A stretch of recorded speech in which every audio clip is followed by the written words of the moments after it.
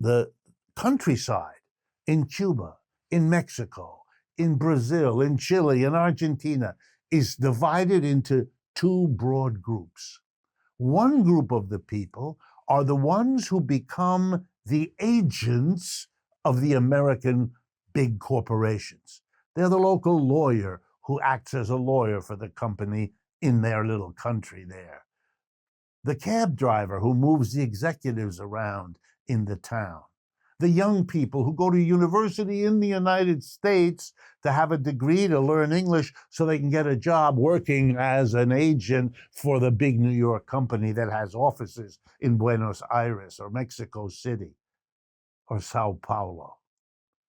In each of the countries, a group of people develop who want neocolonialism to continue because they're getting rich off of it. They're the local people who are the agents of, the collaborators with the metropolitan country that is still exercising the kind of power that neocolonialism confers. They become agents in keeping down the wages so that the American company keeps coming, and that pays their salary as an executive or as a lawyer or as an architect or as any other servant of the metropolitan.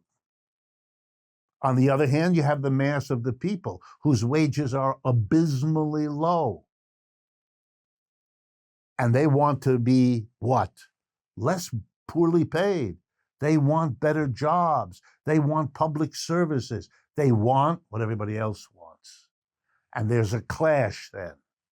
And out of that clash, you get the politics of every country in Asia, Africa, and Latin America. A struggle from below that wants to break from neocolonialism. And a core of people sitting at the top of those societies who are at best ambivalent. Their lives are comfortable because they're the local agents, the local collaborators with neocolonialism. Even in places that are technically independent like China, that struggle is profound.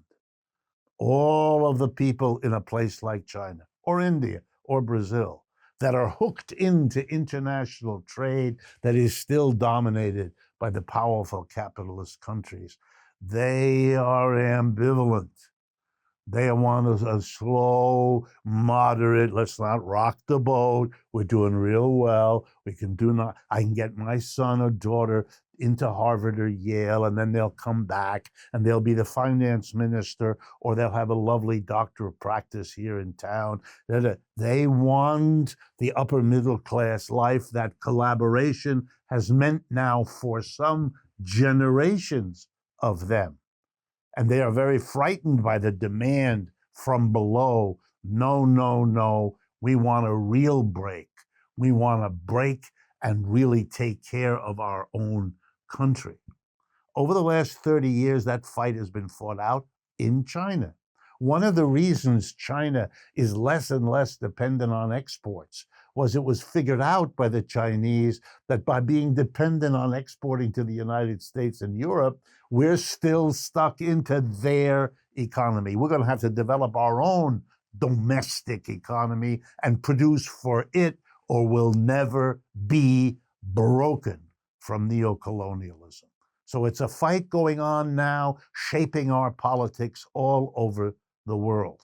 The politics that will shape whether you and I live many more decades or are consumed by this politics. Colonialism is alive.